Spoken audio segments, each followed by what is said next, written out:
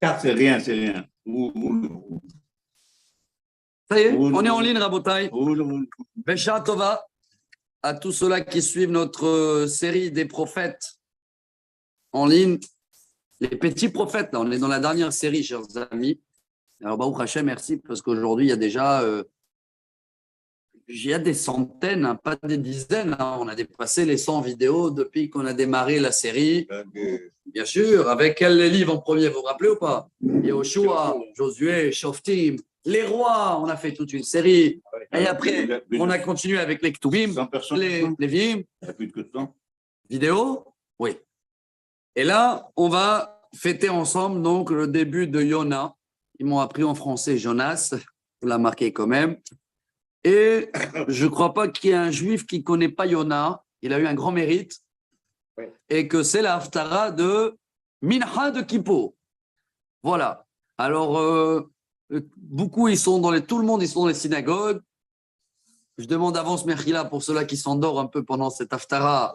Parce que c'est vrai que c'est un peu vers. Je ne connais pas beaucoup qui s'endorment chez moi, non. Ah bon, moi, je ne connais pas beaucoup qui arrivent à pas s'ennommer. Chazak. Ça dépend de lecteur. Mais ce n'est pas une Haftara qu'elle s'achète cher aussi. Hein. Les gens, ils veulent avoir ce bon message parce qu'il y en a représente un désespoir totalement dans la balance des péchés, que ça s'est retourné pour le bien. Mais il y a des points à remarquer, et voilà aujourd'hui notre préface. On ne parle pas du tout des Juifs. Tout le message de Yona dans la Tchouva était pour des non-Juifs. Donc aussi, à plus forte raison, hein, que si c'est valable pour eux, alors bien sûr que c'est valable aussi pour un Juif qui a des devoirs. Le premier, c'était Pharaon. Bravo. Selon les Midrash, le roi de Nénive, selon un des Midrash.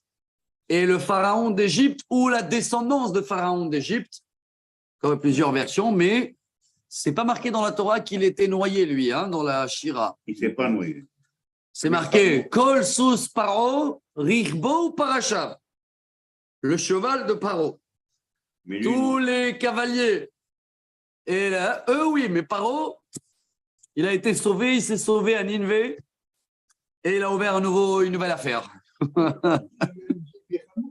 Ouais, exactement. Après, le Midrash, il dit au début, c'est Kha, et après, Kha, c'est l'eau et le Kha. Bravo. Alors voilà, Rabotai, une petite série. Allez, je pense, si Dieu veut, 2 cours minimum, maximum 3. Minimum 1. Non, aujourd'hui, on est dans la préface. On a une demi-heure, on va. Le temps qui s'est passé entre la sortie d'Égypte et là, c'est au minimum 120 ans. Minimum. C'est tout. Hein? Parce que, comment ça? Non, parce que on dit les. 400, 500 ans. Ah oui, pardon. Oui. Combien? Non, c'est 3050 et 2400. Oui, c'est 600 ans. 600 ans, voilà, à 600 peu près. ans, oui, pardon. Donc, Pharaon, il est un peu âgé hein, pour 600 ans. Bravo. Les pharaons, c'est une série de toute façon, c'est des pharaoniques. Et quand ils ont terminé en Égypte, ils ont continué apparemment en Nénive. Mais ça, c'est un midrash. Alors, Rabotai, avant de démarrer, c'est pour ça aujourd'hui, je prends le temps, on fait une petite préface, parce qu'il y en a quand même, c'est un livre important. Il est. Dans quelle période, Rabbi Abraham? Qu'est-ce que tu as là dans le. 3050. Là. Dans l'année 3050? Ça, c'est le début. Hein. Il est fait jusqu'à 3120. Il y en a. De 3050 à 3120. 70 ans. Razak. Donc, tout de suite, après, voilà la référence. Eliyahu Hanavi. Tout de suite. Eliyahu Hanavi est monté en haut. Yona, c'est la suite. Et on est pendant, c'est ça qui est incroyable, hein, parce qu'on est pendant des rois importants en Israël. On est pendant Yoash, roi de Juda, très connu Yoash, 40 ans il était roi. Et on est pendant aussi Yoash en Israël. Il y avait 2 Yoash, vous vous rappelez? À peu près la même période. Hein. Allez, si vous voulez que je donne exactement des références pour se rappeler. On est tout de suite après le roi Ahav. C'était le premier. Oui. Donc, on est, voilà, tout de suite après Eliyahu Hanavi. Et ce qui est étonnant, c'est qu'on ne parle rien de Yona, ni de Juda, et ni d'Israël. Comme si c'est un livre complètement à part. Incroyable. Donc, on a les années et on est dans quelle période du premier temple? Voilà. Quelle année vous avez dit, Yona? 3050 et 3120. Bravo. Alors, juste avant, à 3040, il y avait la cérémonie d'Eliyahu Hanavi dans le mont Carmel. Donc, c'est possible que Yona a connu Eliyahu Hanavi. Voilà. Non, après, il a continué. L'événement dans le mont Carmel était à 3040 selon le calendrier hébraïque. Et donc, Yona, 10 ans après cet événement, oui, apparemment, ils ont connu. Yona a connu Eliyahu Hanavi. La même période. Voilà. C'est pas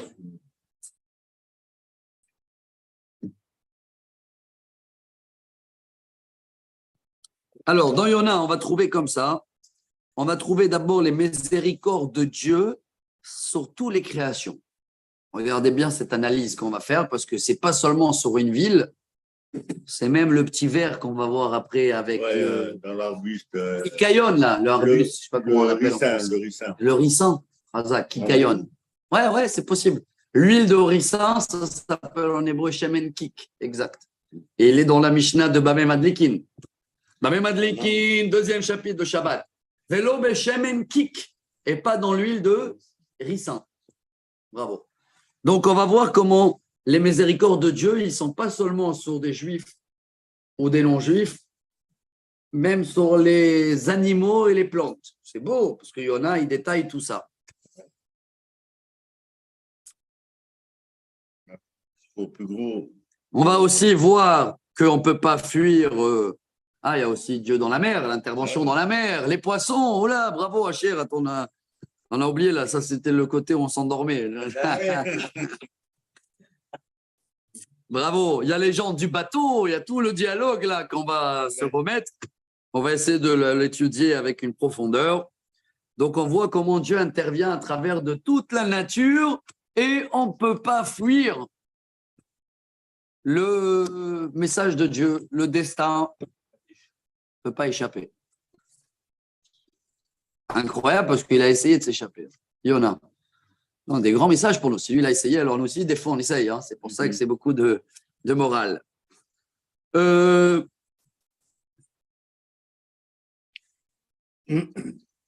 Alors, Ishayahu. Il y a un rabbin qui dit, Rabbi Shimon Klein, que Yona Hanavi, c'était un talmide de Eliyahu et Elisha.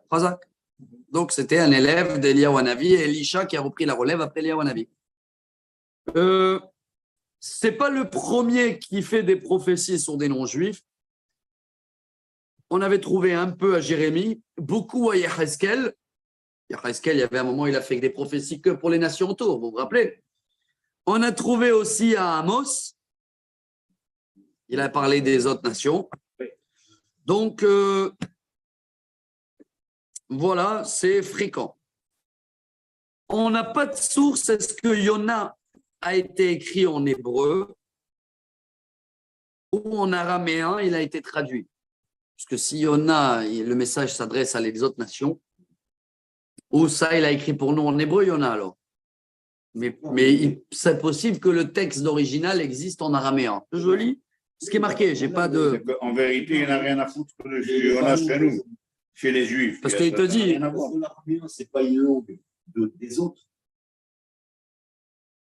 L'araméen, ce n'est pas une langue internationale à cette époque. Tout le monde ne parle pas l'araméen. Ou qui dit comme ça, c'est possible que ça a été écrit en hébreu et ça a été envoyé à toutes les nations à leur langage. Et apparemment, ça a été envoyé à tous les langages parce qu'ils sont appuyés sur ce qu'on a étudié dans la paracha de la semaine dernière. Vous vous rappelez, mon cher Rabbeinu, qu'est-ce qu'il demande? De traduire toute la Torah à 70 langues pour les autres nations. Alors, si Moshe l'a traduit, c'est sûr que les prophètes, ils ont traduit à toutes les langues. Mais on n'a pas, je ne sais pas si on a trouvé des traductions. Daniel, en quoi il était écrit? En araméen? Non? Daniel? Qu'est-ce qu'on a à foutre avec Daniel? Oui, mais ce n'était pas pour nous. Toutes ces prophéties, ce n'était pas pour nous. Alors, qu'est-ce que tu penses, Daniel? Elle a nous caché le Daniel.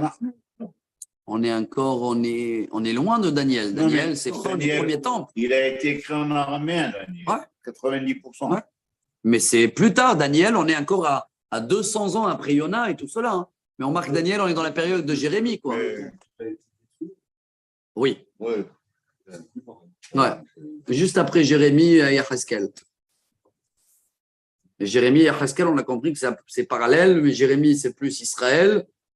Et Yahaskel, c'est plus Babylonie. Donc, c'est un des premiers arrivés en Babylonie avec Daniel, Hanania, Michaël, Vazaria. Et on va trouver le livre de Daniel bientôt, hein, dans les Ktuvim. Ouais. Donc, on va y arriver bientôt. Alors, Rabotai, je vous partage un petit peu les notes de la préface devant moi. Yona, que vous connaissez un petit peu l'histoire, il ne veut pas faire la mission. Mais même mon cher Rabbeinu, il ne voulait pas faire la mission, non? Non, mais il y a une différence entre les deux missions. Quelle est la différence? C'est que Yona, il savait que le bon Dieu, il sera miséricordieux envers les goïms. Et c'est très mauvais pour nous. Bravo. Alors, Yona, Moshe Rabbeinu, c'était des excuses personnelles. Moshe, il a dit bégayer. Jérémie, il disait à Dieu, vous vous rappelez, Jérémie, je suis un jeune homme, nar, je ne suis pas majeur. Donc, ils ont refusé personnel, mais ils n'ont pas refusé la mission de Dieu. Ils ont refusé eux qui vont faire cette mission. Que selon Yona, hein, regardez ce qu'il dit ici. Il ne voulait pas la faire. Lui, il te dit, ouais, la mission de Dieu, ça veut dire pourquoi maintenant on va s'occuper des autres? Incroyable, hein? C'est contre la... On revient à notre message qu'on parle beaucoup. Ça veut dire comme s'il dit à Dieu, viens, on s'occupe d'abord des Juifs. Non, non, non, non. Dieu le dit à... Il y a un pays là-bas, et donc tu le sauves. Tu craignais de passer pour un faux prophète. Si Adini il faisait tchouva, hein? Ouais, alors pourquoi il est parti à Tarshish? Pourquoi il s'est sauvé dans un autre pays? Pour lui, comme ça, je comprends ici. Attention, hein, on ne comprend pas qui était Yona et tout ça. Hein. Regardez, il y en a qui disent comme ça. Je vous lis. Hein, Rabbi Yosef Kaspi, il dit que toute l'histoire de Yona était vraie. Il y en a qui disent que c'était qu'une prophétie. Donc. Il raconte. Non, je vous donne toutes les versions, moi. Hein. Je vous donne toutes les versions. Comme vous allez me dire, il y en a beaucoup qui connaissent Yona parce que ils sont là réellement. Il y en a beaucoup qui connaissent Yona dans le rêve. C'est ceux-là qui dorment. Il y a deux versions. Le Rambam, il dit comme ça. Mais le Rambam, pas dans les halachot, dans le guide des égarés. Ça, vous savez, c'est quoi ce livre? C'est pour les gens un peu perdus. Ouais. Regardez ce qui marque mot à mot. Hein.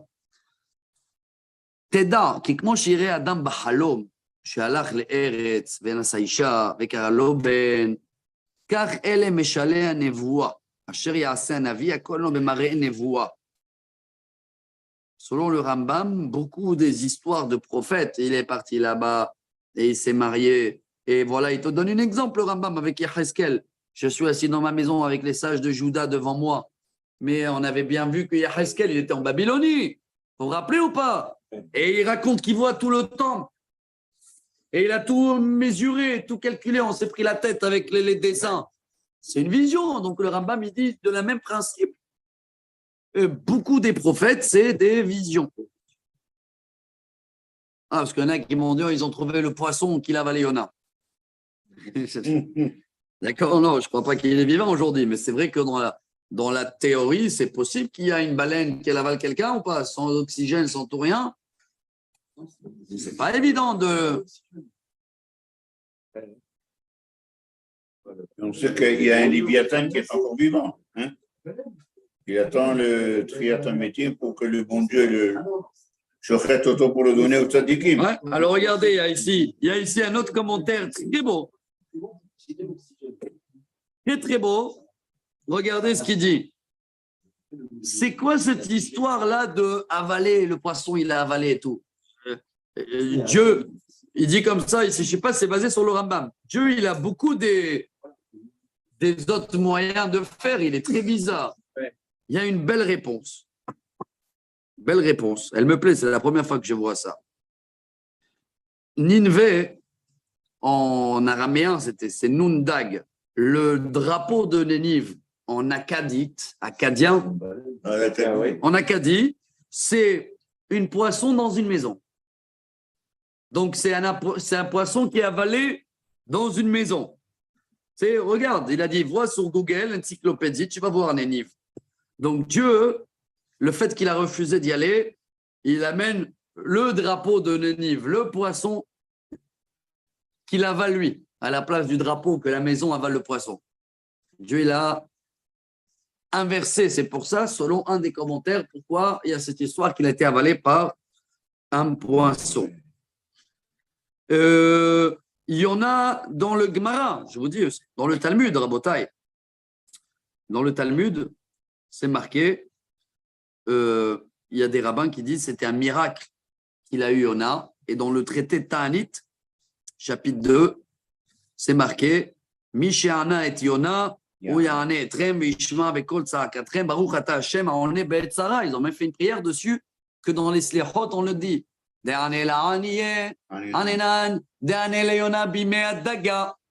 Que Dieu qui a répondu à Yona dans l'estomac du poisson.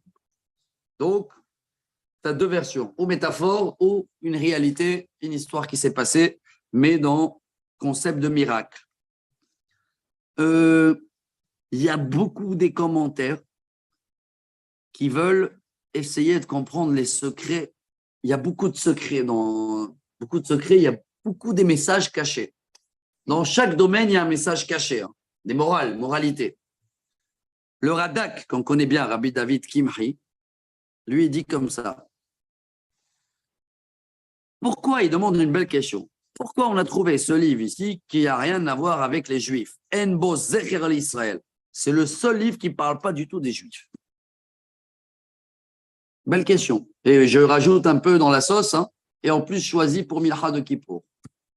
Moi, j'aurais dit que c'est peut-être un exemple pour nous, pour les Juifs qui doivent comprendre qu'est-ce qui se passe, étant donné que les Goïms, ils ont reçu une chose pareille, et le bon Dieu les a aidés.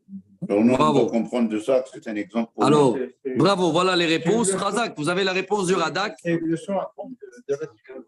Grand moussa pour les Juifs, car un peuple non juif et en une seule bonne action, et ils ont retourné tout leur destin,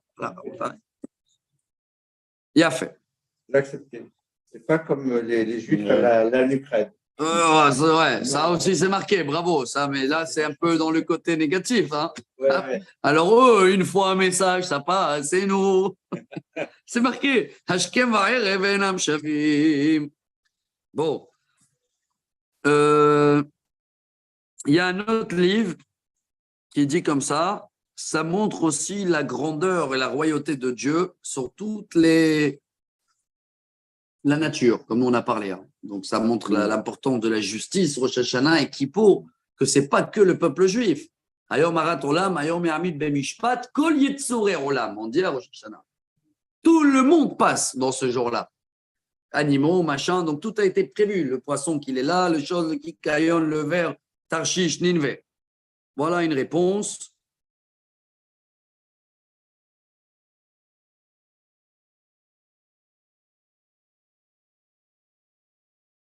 Waouh, vous savez, là, je lis des choses qui sont très, très dures. Pas pour les traduire, regardez ce qu'il dit ici. Quand tu vérifies un peu toute l'histoire des gens dans le livre de Yona, tu vas voir qu'ils sont tous des sages. Ça veut dire, c'est incroyable. Les gens du bateau, les gens de Ninvé, eux, ils se mettent à Dieu, ils font un tirage au sort. Et même quand il dit que c'est moi, regarde, on ne le tue pas, on le demande gentiment à Yona, c'est des gens classe. On parle des marins, mais on a l'impression que c'est Goïm. Goïm. tout de suite, il prie pour Hachem. Et même, c'est même pas eux qui voulaient jeter Yona. C'est Yona qui Et s'est lui. proposé, vous allez voir. Ouméaniel, il te dit, et même après que Yona, il a dit jetez-moi, ils n'ont pas accepté encore. Va voir tout ça. Ils ont essayé. Et même là, quand il le jette, il le dit Dieu, Samahli. Allah Novda, on va le lire. C'est pas nous.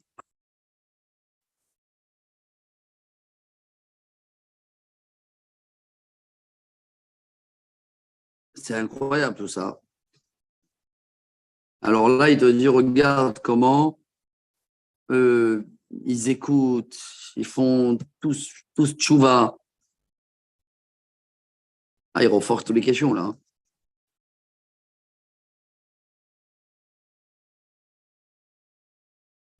Waouh. Alors là, ça devient très dur. Il dit ici, Yona, il se sauve. Si on est venu aujourd'hui que pour écouter ça, c'est très beau. Hein. Vraiment, pour moi, c'est waouh. Yona, il se sauve parce que il n'est pas d'accord. Je lis comme ça. Il y a des commentaires, c'est Chazal. Les da'ato shel Yona, en tzedek v'slichat ha'chataim l'reshaim, afilu im asu tshuva, em ratzchu, rashku. Selon Yona, quoi? Des gens, ils ont tué, ils ont violé, ils sont seuls. Quoi? Une seule bonne action efface tout? Je ne suis pas d'accord. Ça, c'est la façon de voir la vie, le monde de Yona, et peut-être de nous aussi. Hein. Ouais. Ouais. Donc, il était persuadé qu'ils allaient faire Chouba. Pour ça que Dieu, il dit, regardez, je lis mot à mot. Dieu, Haralo, il s'énerve sur Yona. Il le dit comme ça. Regardez le dialogue. Hein.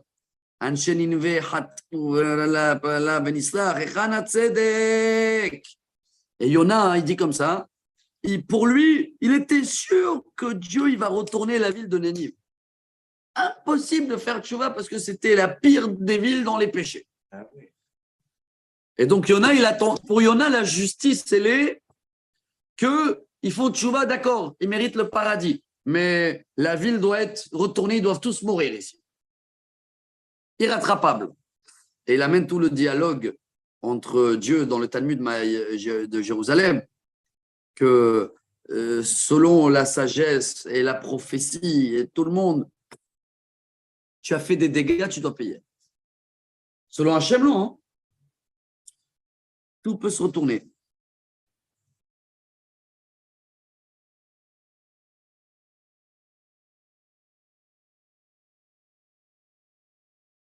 Alors, et là, après, il te dit comme ça, Dieu, il te dit, c'est très profond. Hein. Même si, selon la justice, dans nos yeux, hein, quelqu'un qui l'a tué, je parle exprès des choses extrêmes, c'est irrattrapable dans nos yeux à nous. Hein. Tu vas. Mais, Daniel, mais Dieu va l'envoyer le kikayon. C'est quoi le kikayon?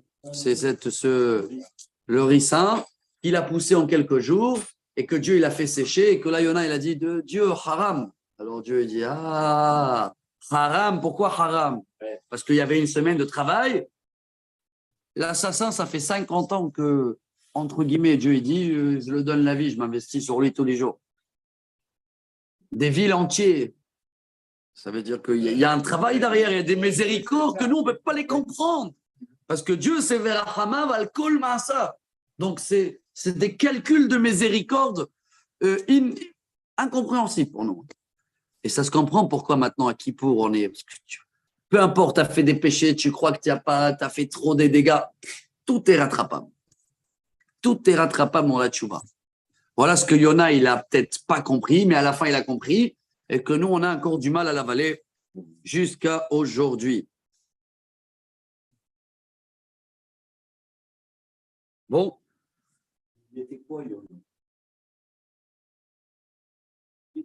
Ça, c'est maintenant. Vous avez vu que c'est un... Qui a écrit le livre de Yona? Grand débat. Il y en a qui disent Anshek Neset Agdola, ta.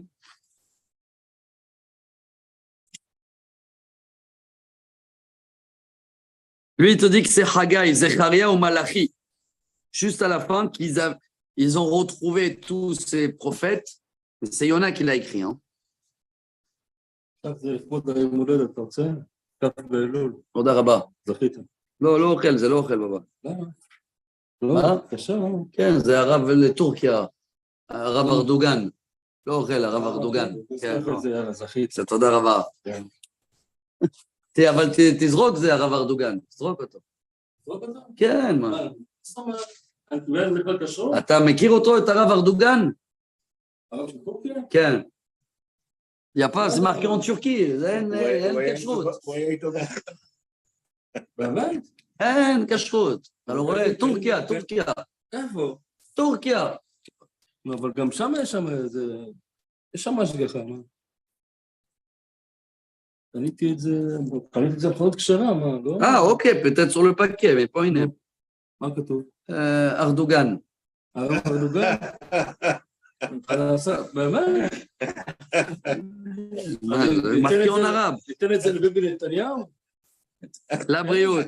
יאללה, בריאות.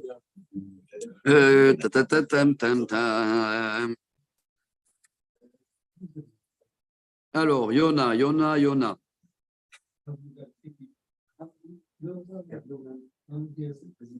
Qui était Yona?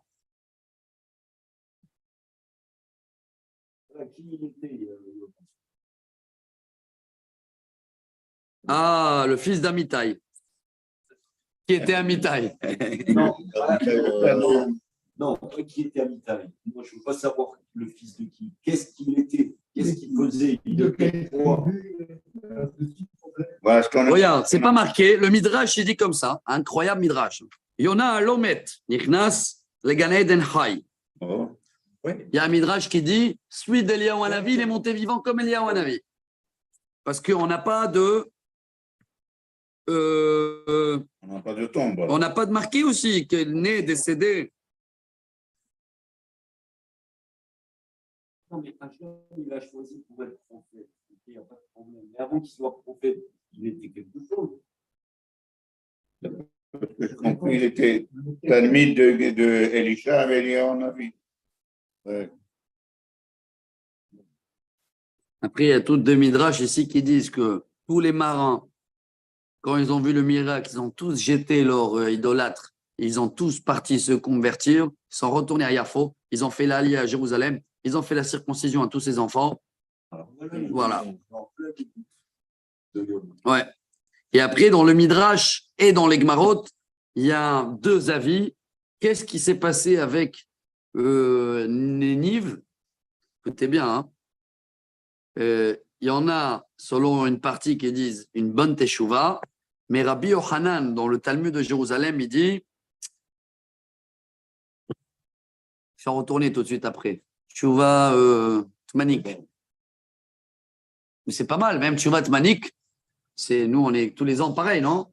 Fait teshuva, on fait les mêmes bêtises, c'est pas mal. Mais non, mais regardez, il te dit, Masha bekaf yadem yahziru.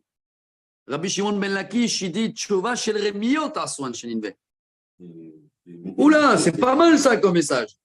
Grand malin, rusé, soi-disant, ils ont fait Tshuva, ils ont dit allez, on va s'investir, on va jeûner 2-3 jours, on va pleurer, ça va passer le décret. Mais c'est pas mal comme tactique. Hein. Excusez-moi quand je prends ça comme nous. Si ça a marché pour eux, ça a marché pour nous. Hein. Voilà, je comprends quelqu'un qui arrive même qui pour. Voilà, je suis positif, on termine en beauté. Allez. Il arrive qui pour Minaha, il reste 3 heures. Et il dit Dieu, cette année, tu vas voir. Eh bien, on lit Yona pour rappeler à Dieu. Hachem, Yona, ils ont triché, ça a marché. Hein. Voilà, on a terminé en beauté. Allez, maintenant, on démarre un peu. On a ouvert les livres. Allez, quand même, un petit peu. Et demain, on va. Voilà une belle préface, moi, je trouve. Hein. Ça complète un peu des détails. Allez, on a 10 minutes, 7 minutes. On démarre un peu. Je traduis vite, comme ça demain on peut reprendre depuis le début avec les détails. Voilà le message de Dieu vis-à-vis de Yona, fils d'Amitai.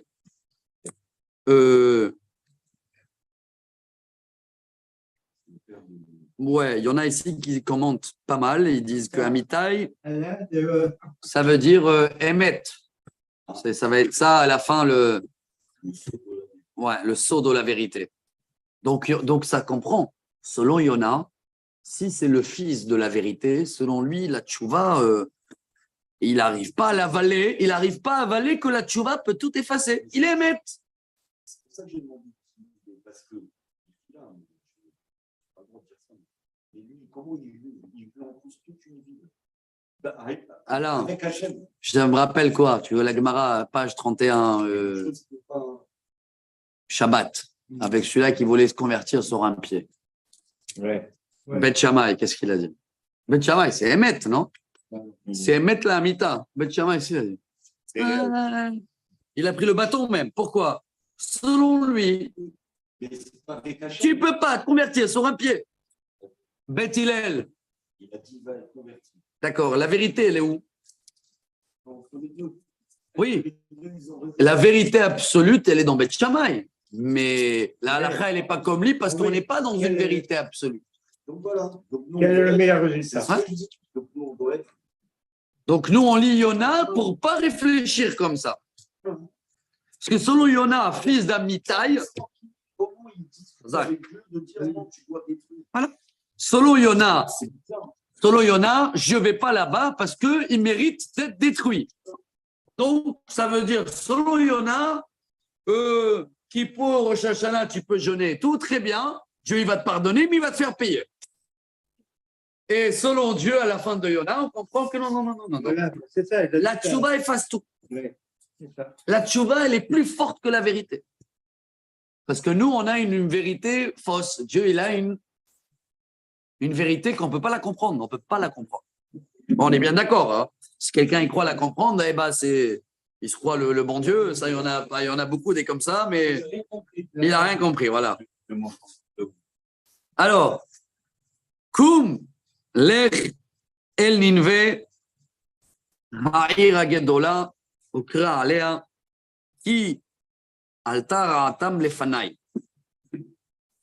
Lève-toi, va à Ninve, Shkun Ninve aussi. Vous savez, c'est où? C'est en Irak. Bravo. En Irak, voilà, c'est dans le pays d'Achour. Voilà la carte. Regardez, là, la carte. Donc, ça, c'est Israël. Ninive, elle est là. Hein. Ouais. Ah ouais. Non, il n'a pas pris le bateau pour là-bas. Lui, il a pris le bateau de Jaffo pour aller là. Tarshish. Tarshish, c'est quoi? Turquie, non? Aujourd'hui. Regarde dans la carte. Je crois que c'est Turquie. Oui, c'est la Turquie. Je vais vous dire tout de suite.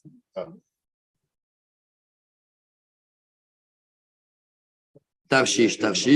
Il y en a qui disent que c'est Tarsos à Turquie, sud de Turquie. Voilà. Il y en a qui disent un peu plus loin, vers l'Espagne, Jebel Tar.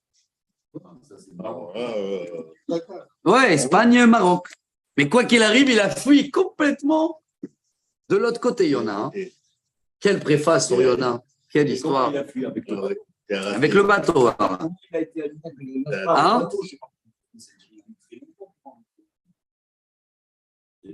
Ouais, ça. On va se prendre la tête demain, on va le laisser. On va le laisser dans les vagues. Venez, on arrive jusqu'à les vagues. On va le laisser dans les vagues. Quelle histoire. Alors Dieu lui a dit, lève-toi, va à Ninive, donc en Irak. À Iragedola, donc c'était la capitale de Ashur, Assyrie, là. Au Kra Aléa. C'est quoi au Kra Aléa? Va l'annoncer. Qui altar à Atam Lefanai. Ils ont débordé le vase.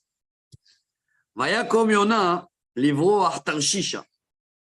Yona, Dieu il a dit, lève-toi et va vite. Koum en hébreu, c'est un ordre. Alors lui, il s'est levé pour fuir à Tarshish. Milifne Adonai. Vayered Yafo. Vaimtsa Onia ba Tarshish. Alors c'est beau là aussi, un détail qu'on va développer demain, rappelez-moi si Dieu veut. C'est pas qu'il arrive et il trouve un bateau qui va vers Tarshish. Il veut aller vers Tarshish et il trouve un bateau qui va à Tarshish. Pourquoi il voulait aller à Tarshish? Bon, si quelqu'un il veut fuir la mission, je vais n'importe quel bateau. N'importe quel bateau, je le prends. Hein. Je suis en train de réfléchir avec vous, Rabotai. Le bateau, il va pas aller. Ba Il Tarshish. ne Il ne peut pas aller. Il peut pas aller. Il est sur le côté. Il n'y a pas la mer. Peut-être que c'était ce bateau qui était disponible à ce moment-là. C'est l'Angleterre. Tu vois, il y a la carte là. Tu vois, ça. Oui, ça montre encore une fois comment Dieu, dans la préface, on expliquait, Hein? tout est Réglé. réglé dès les vagues. Ça veut dire, lui, il voulait aller à Tarshish. Et quand il arrive, il y a pile poil un bateau qui est disponible pour Tarshish. Et en plus, il est riche et il paye bateau VIP, yacht privé. Et tout ça, on n'a pas le temps à Kippour Aïe, aïe, aïe. de le dévoiler. Vaïten Sechara, c'est pas marqué Vaïten Secharo. Bien précise. Vaïten Secharo, il a payé sa place. Vaïten Sechara, il a payé tout le voyage. Il a loué pour lui. Bon, moi j'ai dit Tarshish, il était riche. Donc, c'était le seul passager sur le bateau. Bah, vraiment. Puisqu'on peut voir que. Non, il y a les marins. Bien Mais il y a les marins, mais c'est les. Mais je ne sais pas s'il y avait des autres. Si peut-être il a amené le chef de la cuisine, là, je rigole, je ne sais pas. Vaïten Sechara, Vayered Ba, Lavo Imahem. Tarshisha, il a fait, même là c'est marqué Vayered Ba. Il s'est caché au fond du bateau. Hein. Ouais. Il a loué tout le bateau et il s'est caché au fond du bateau. Vous voyez, tout ça, ça me donne beaucoup envie. J'espère de trouver le temps aujourd'hui de faire aussi des devoirs avec des autres commentaires. J'en ai ici pas mal là en mix, mais c'est beau. Hein. Il y en a, c'est beaucoup des secrets. Et on va le laisser dans les vagues. Hein. Quelle heure il est là? Ouais.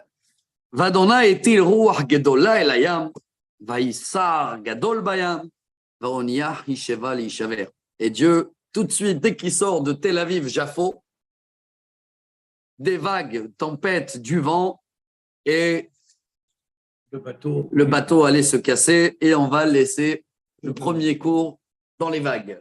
Voilà, Rabotai.